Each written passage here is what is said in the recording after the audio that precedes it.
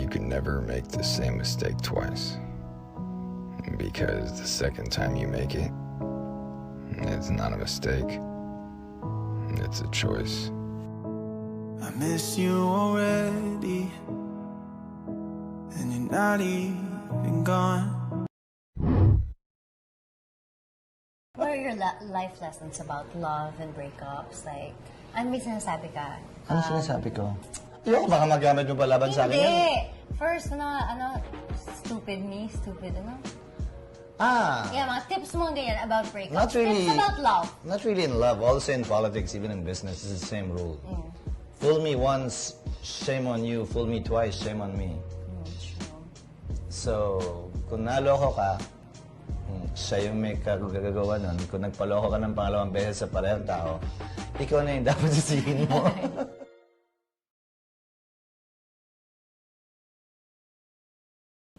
Here's the best life advice that you will ever receive.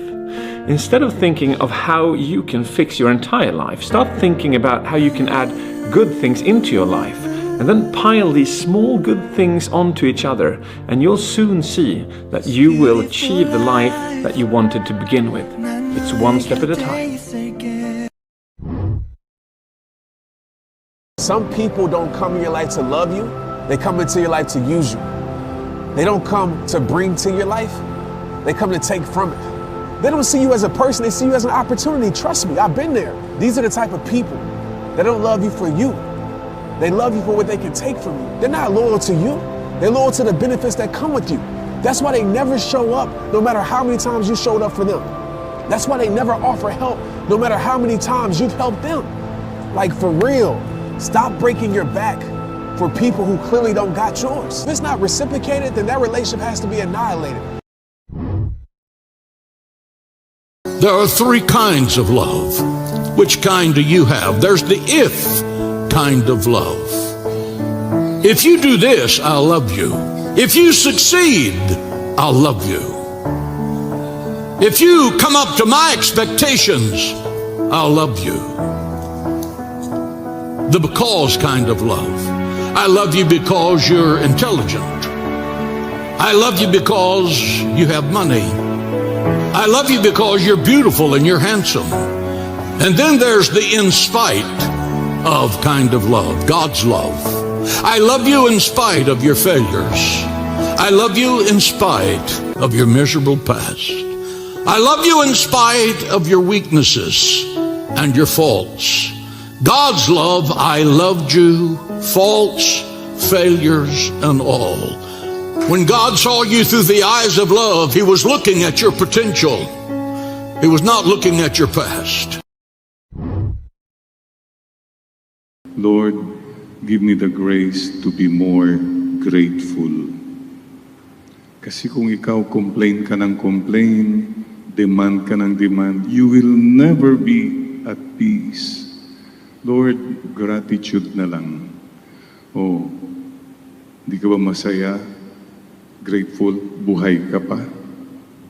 Ako po last year, akala ko hindi ko naaabuti ng Pasko. But I'm still alive. I turned 65, and October 1, I turned 66. I'm still alive. Thank you, Lord. Kaya, sabihin mo ngayon katabi mo, salamat buhay ka pa. Salamat, magkasama tayo. Diba? Amen. You know, please remember this. Whatever problems you're going through, that's nothing compared to the blessings you have. Number two, like Saint Margaret Mary, always say, Lord, I am blessed. Will you please say that now? Say that with a smile. Lord, I am blessed. One more time with joy. Lord, I am blessed. Mapalad ka. Yes, you are. Huwag mong sabihin, malas ko, pangit ng... Ay, no. Galing kay taning yan. Mapalad po tayo. Sabihin mo ngayon katabi mo, hoy, malapad. Ay, mapalad ka. Tell that to one another. Ayun. You pray for that in the Mass. Give me a heart that says, I am blessed.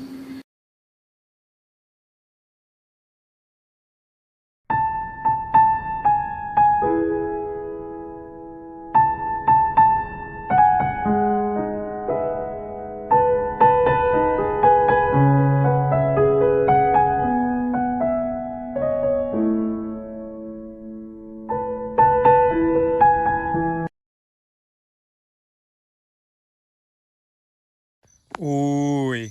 So over the weekend, mayroon ako kasing sinasideline eh. Nagvi-video ako ng mga binibentang bahay, ganun, mga real estate. Tapos itong weekend, yung may-ari ng bahay na sinushoot ko, sobrang yaman. Yung bahay na binibenta niya is 75 million pesos. Tinatawaran ng mga buyers na 60M. So before ako mag-shoot, kwentuhan kami, nag-lunch kami sa bahay niya, nagkwentuhan kami. Tapos napunta yung usapan sa when you have everything, when you have all the money you need, when you have all the things you want, at the end of the day, ang gusto mo na lang is peace of mind and yung tahimik na buhay. Tapos sinabi niya sa akin, alam mo Patrick, yung mga material things, yung pera, it means nothing. Parang ako, ha? Pag nasa iyo na yung pera lahat, gusto mo na lang parang bumalik sa pagkabata. Parang doon pumapasok yung more money, more problems. Sabi niya sa akin, yung mga material things, nalalaos yan. You can't bring it with you when you die. Tapos parang ako sa sarili ko, sabi ko, alam ko naman yun eh. Tapos biglang hinirit niya na pag marami ka ng mga bagay-bagay, pera, ganyan, gusto mo rin magbigay ng magbigay. Gusto niya makatulong sa mga tao. Gusto niya magbigay ng tulong sa mga taong nangangailangan. Parang nung moment na nag-uusap kami, na-enlighten ako. Niisip ko kasi dati, alam nyo, pag marami na akong pera, bibilhin ko lahat ng gusto ko. Tapos hearing it from someone who has it all, parang shit, it makes sense. Parang pag nasa iyo na lahat yun, mag-iiba yung perspective mo sa buhay. Kasi ako naiba niya yung perspective ko eh. Alam nyo, a lot of us, we work hard to earn money to buy the things we want. Mga designer clothes, shoes, some of us cars. Iba-ibang luho sa buhay. Pero I think maganda if as early as now, we realize na these material things don't mean really nothing. Wala talaga siyang kwenta. Sa tingin mo, pag namatay ka, tas kung saan ka man napunta, tatanungin anong damit mo? Di ba hindi? Yung point ko lang dito, let us not focus too much on the material things in life. Bakit mo ba gusto bilhin yung bagay na yun, ha? Para ma-impress yung mga kaibigan mo. Pero if it's for yourself na may achievement ka, go ahead. Pero again, these material things is nothing. As I said sa isa sa mga videos ko dito, let's not focus on material things. Let us focus on the things we can't hold, like friendship, love, kung ano-ano pa. Because at the end of the day, when you don't have anything, that's all you have. Your family, your friends, memories, and all that shit.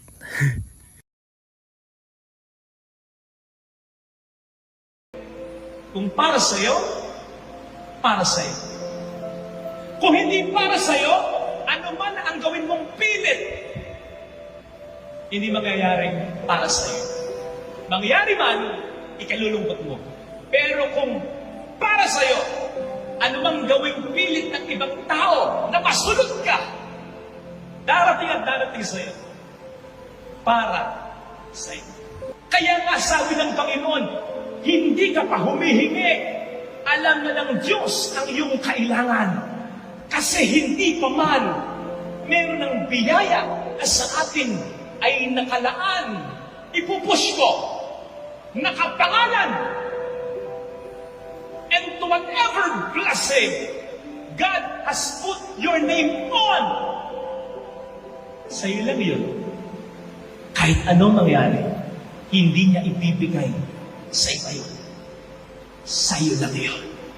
So no matter how good we are, ano man ang ating mga ginagawang kabutihan, wala pa rin tayong karapatang to demand from God.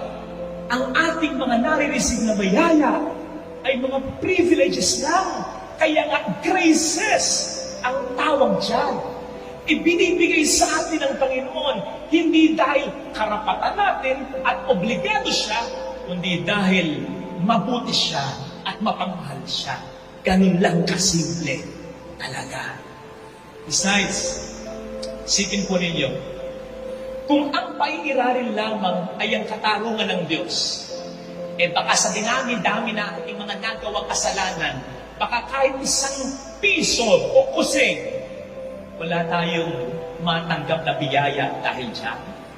At kung paiirarin lamang ng Diyos ay ang kanyang katarungan, matagal ng gunaw ang sandaigdigan. So good thing, ang pinaiiral niya ay ang pagmamahal niya, ang kabutihang loob niya. May kanya-kanya tayong biyayang nakalaan para sa bawat isa. Hindi natin kailangang mag-igitan, hindi natin kinakailangang mag-agawang. Pakasarap isipin na hindi natin kailangang mag-unahan. Hindi tayo mamumubusan ng biyaya sapagkat sa bawat isa sa atin ay nakalaan. Pwede kang sulutin ng iba, pwede kang dayangin ng iba, o pwede ikaw mismo magkasalang magkulang talaga. Pero kung babawi ka lang, babangon ka lang, magme-make up ka lang, ang biyayang para sa'yo ay para sa'yo.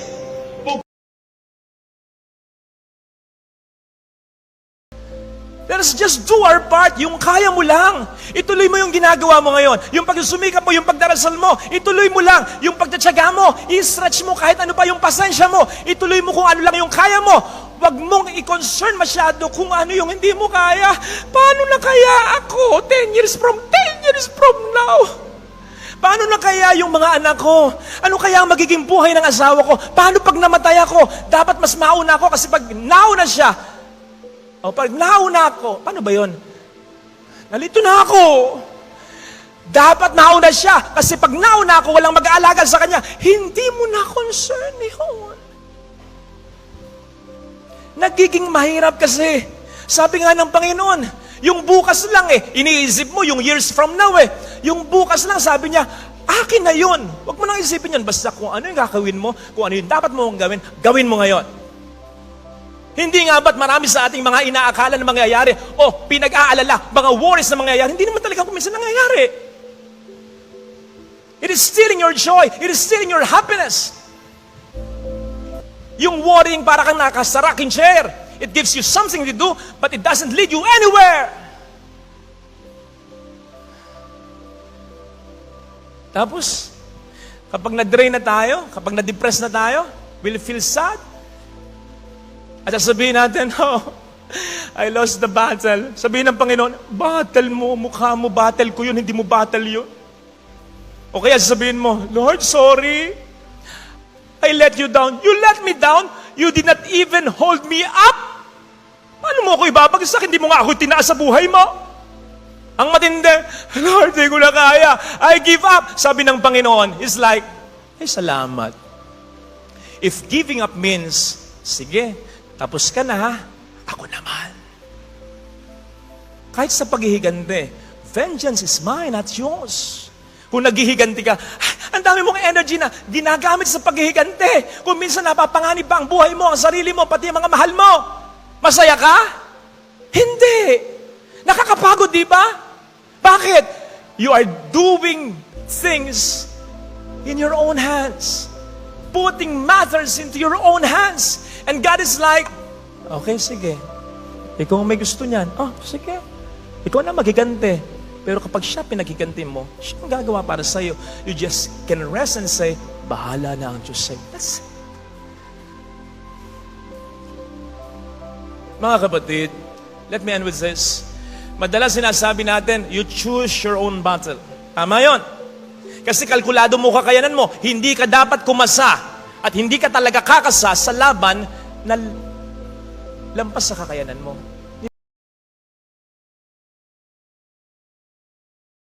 Kailan ka kaya mapapagod ipaglaban yung obvious naman na hindi nilaan para sa'yo? Pagod ka na, no? Tama na.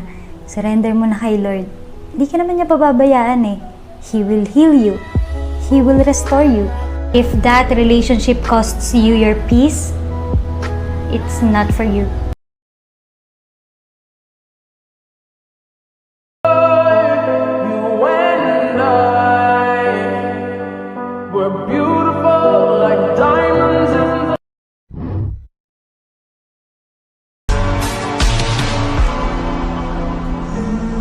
love someone and still choose to say goodbye to them. You can miss a person every day and still be glad that they're no longer in your life. I'm here to say that I am not sorry for being inconvenient. You were not put on this earth to make everybody else's life easier, so please be inconvenient. Thank you. Today, God says this to you. You don't know your future, but you know me. Never be afraid to trust an unknown future to a known God.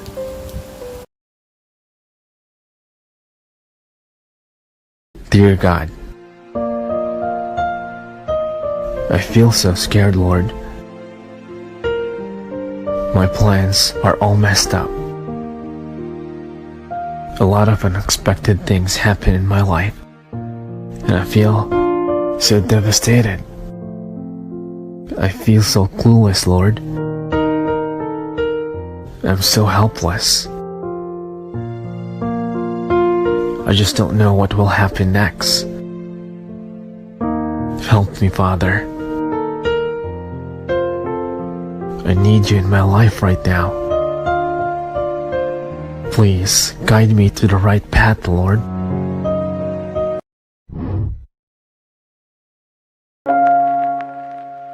Tell me why you're hurting, dear.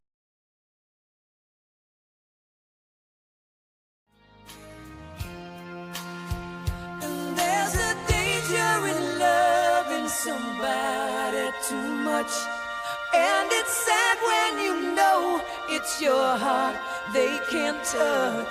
There's a reason why people don't stay who they are. Baby, sometimes love just ain't enough. Baby, sometimes love, it just ain't enough.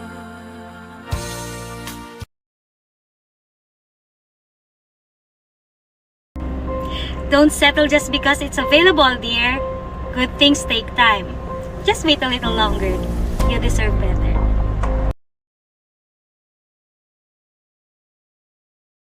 Ladies, 3 things. 3 major things. Number 1, know your worth. Number 2, control your emotion. And number 3, never settle. Do I need to say that again?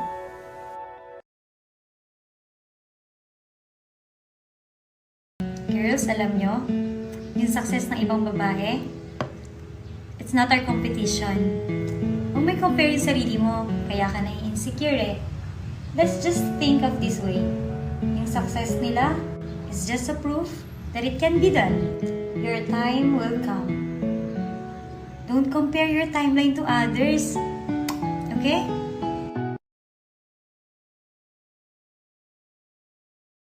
Magpapasalamat ka na lang talaga sa mga failed relationships mo nun, no? At least ngayon, alam mo na yung worth mo. Mas alam mo na kung ano yung gusto mo at ayaw mo sa isang tao. Tumaas na rin yung standards mo. Wiser ka na rin ngayon. Well-trained na rin yung emotion mo. Now, natuto ka na, di ba? Nandito ka na. Huwag ka nang babalik dito, ha? Ano sinasabi ko sa'yo? Alam mo, you make your life more complicated. Life is simple. Get out of your head, get into the moment, and do not overthink. Okay? Enjoy your life, sis. Enjoy your life.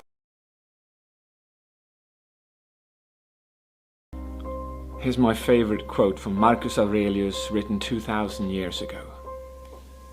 Your happiness depends on the quality of your thoughts.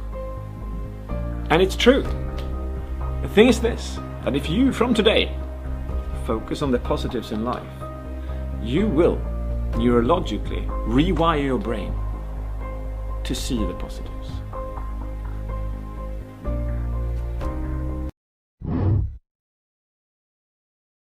What's poppin'? These are 5 things you need to hear today. Let's go. Number 1, important people come and go. That's okay. Number 2, you can look at it as rejection or you can look at it as redirection. Number 3, you define what fun is. Don't allow someone to make you feel like what you like is stupid. Number 4, sometimes you're gonna have to let other people down to make yourself happy. Number 5, your diet isn't just what you eat. Your diet is what you watch, listen to, and allow around you. Choose accordingly.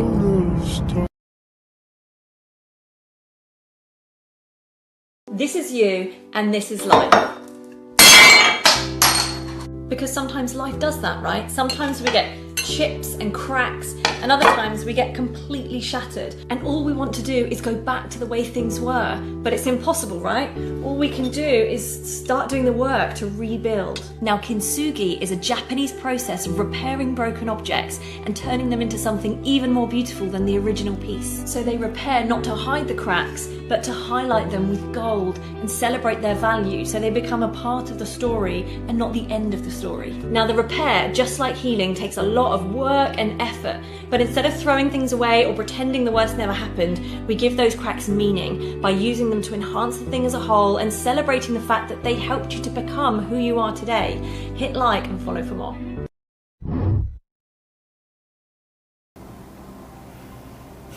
Wow, I'm absorbing this all right now. I'm like in this transcendental state, just soaking it all in. And well, it's the latest book kasi I'm reading, so medyo absorb ako that's dun how sa... I am. Whatever you're reading, that's kind of... Nandun ako ngayon. Exactly. My world is in there ngayon sa Untethered Soul by Michael Singer. He also talked about that, the beauty of letting go and not allowing the situation to control you. Because what you can only control is yourself. You cannot. People have this idea kasi that we control everything around us. And that will give you so much pressure, so much anger, so much sadness and depression in life because you will realize you have no control over anything. And what you can control only in reality is your mind and your heart. That's the only thing you can control. That's it. And what you feel on the inside will translate on the outside. You cannot change the environment you're in, but you can change. That's what you were sharing kanina about the monks, di ba? But you can change the world that's going on in here. Because the world that you create on the inside is the world that will translate on the outside. So the change doesn't really happen external. The change always happens internal. We should just stop controlling, stop analyzing, stop thinking, just stop. And then look. What do you mean by look? Look what's in front of you. Look what's happening around you. Just be aware. And then the most important thing is for you to listen. Because sometimes you will not realize it in your life that you rarely listen. So when you stop, when you look, and when you listen, you get new information. Because when you talk, you're just repeating what you know. But when you listen, you learn something new. The anagram of the word listen is silent. And for you to be able to listen intently is for you to be silent. Because sometimes people are not really listening. They are just waiting for their turn to talk. But when you listen, you're really silent and you are absorbing the information and the lessons that the other person is sharing with you.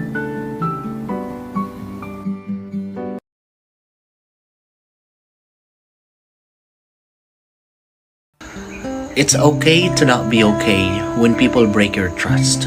When you're left all alone by the people you expect to be your best ally in the world. When you're betrayed unjudged, even though you have good intentions. You're not okay because you are disappointed. And it's normal to feel bad when others fail you. But it's not okay to not be okay when harming yourself becomes your way out. When you question your self-worth, and when you are invalidating your own emotions. It's not okay to fall into self-pity. Yes, we are not always okay, but remember, you are so brave for keeping your sanity, even when you sometimes feel terrified and anxious. You're awesome for holding on no matter how hard life gets.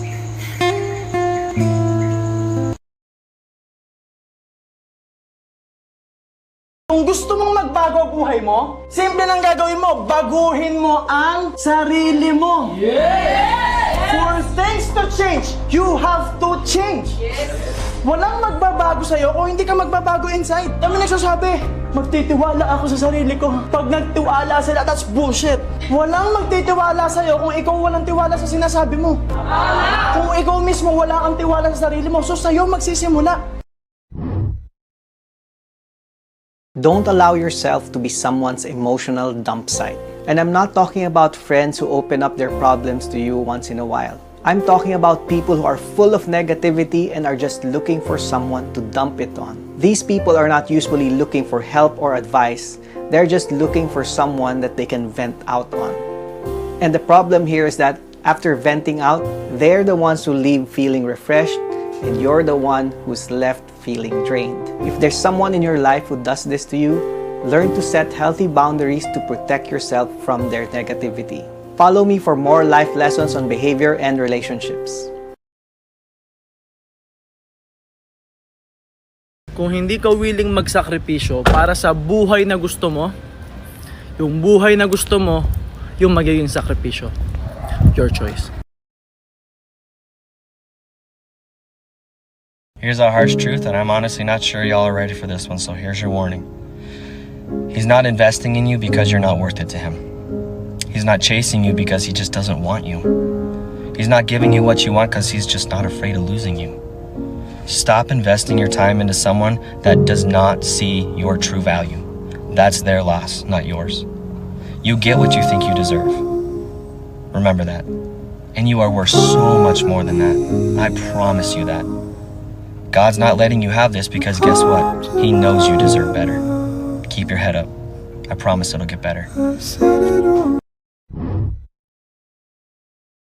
We only have one life, and that it's your job to fight for your happiness. It's your responsibility to fight for your happiness, and nobody and nothing will do that for you. You have to fight for it yourself.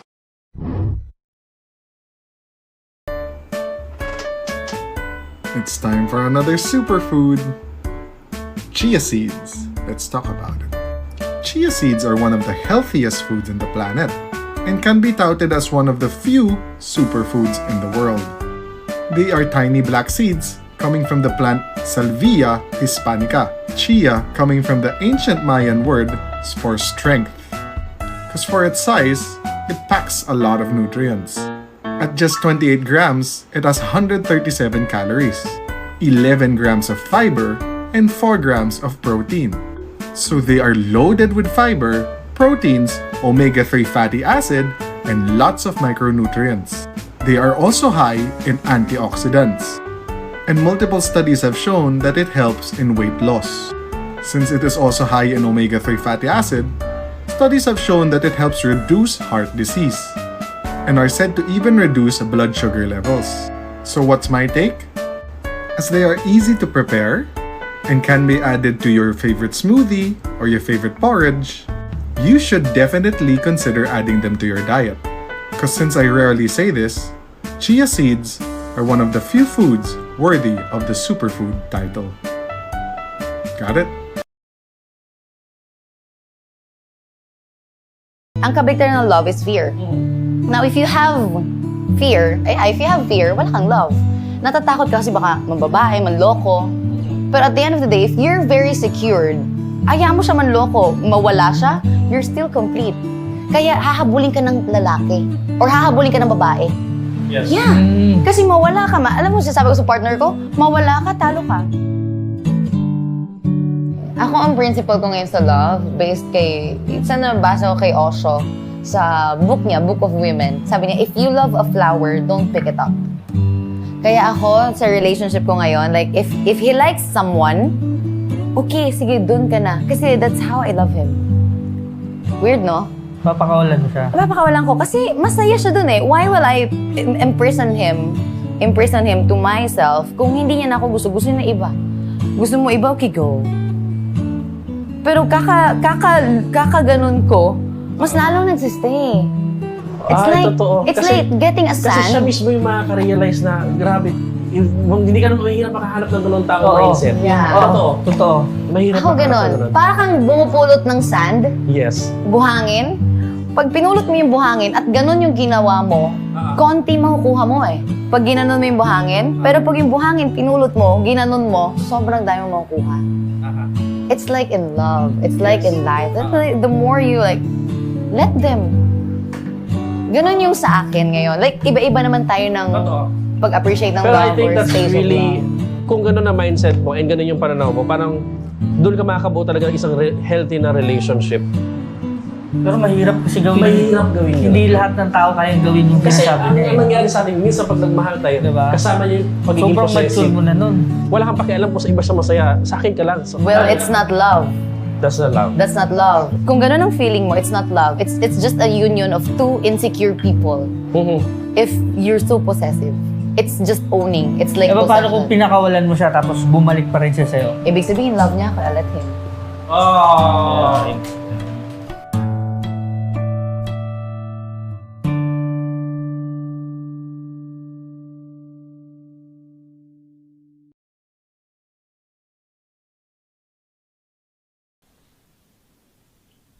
Imagine if you were a billionaire. A billionaire. You could buy whatever you wanted to the Porsches, the Ferraris, the Bugattis. You could buy a castle in France. You could buy a house in Malibu. You could own your own spacecraft and fly to space whenever you wanted to.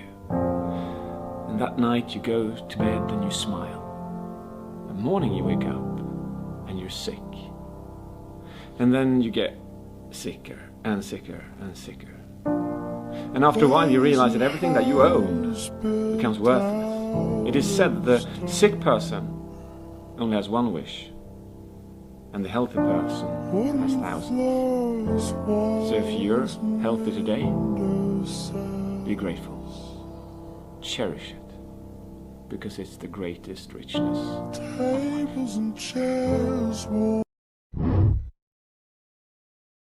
The more stressful mind you have, lalo kang mas magiging prone sa sakit. The more worry you will put in your head, mas lalong magde-deteriorate ang iyong sakit. But the more hopeful you become, the more healthier you think, the more happier you become. No, kaya minsan pala sabi no, laughter is the best medicine. Kasi bakit? Kapag ang mga tao masayahin daw, malayo sa sakit. Sa totoo lang, it's a kind of mindset. Kasi pag lagi kang malungkutin, ano nangyayari sa puso mo? Hindi po ba? And by study, na po, ng medical science, talagang pag mas worried ikaw, mas stressed ikaw, mas in pain ikaw emotionally, the more na yung iyong health talaga, mas magiging weaker. Alam mo, ikaw na nanonood dyan, hindi ko alam kung anong kondisyon ng iyong buhay. Hindi ko alam ang kondisyon ng iyong katawan, kung anong sakit karamdaman ang meron ka. Hindi ko rin alam kung anong klaseng financial problems, difficulties ang hinaharap mo ngayon. Hindi ko alam ang iyong family problems. Alam niyo, nakakatawa sa paglilingkod sa Panginoon, nakakatuwa. Ang daming ipaparana sa iyo ng Panginoon na habang sinisikap mong mas makilala siya at sumunod sa Kanya, sa lahat ng pinagdadaanan mo, mas nakikilala mo at nararanasan mo na ang Diyos na pinaglilingkuran mo ay Diyos na mabuti at walang imposible sa Kanya. And that the same God ay ang Diyos na lumikha sa iyo at nagmamahal sa iyo. Kaya kapatid, anumang problema sa kalusugan, anumang problema sa trabaho, negosyo, sa pamilya, ang meron ka, I want to encourage you today. We are serving an awesome God. At wala pong bagay ang mahirap po sa Kanya. Lumapit ka lang, ipaayos mo yung isipan mo sa Kanya. Isang isipan na lubos na mananampalataya at magtitiwala sa Kanya. Isipan kasama ng iyong puso at buong buhay. Then God can create a miracle for your life. Amen? Receive the miracle that you are praying for. Palinis mo yung isipan mo sa Panginoon, kapatid. Amen? Palinis natin yung isipan natin sa Panginoon. Kaya alam niyo yung ating theme, one mind. Nawa tayong lahat magkakapatid sa Lord Alam mo yun, yung lagi tayong hopeful. No? Yung parang kahit ang hirap-hirap na ng mga bagay-bagay, we will embrace. Never be jealous of what God does for somebody else. What God has for you is for you, and He's never gonna deliver your mail to somebody else's house.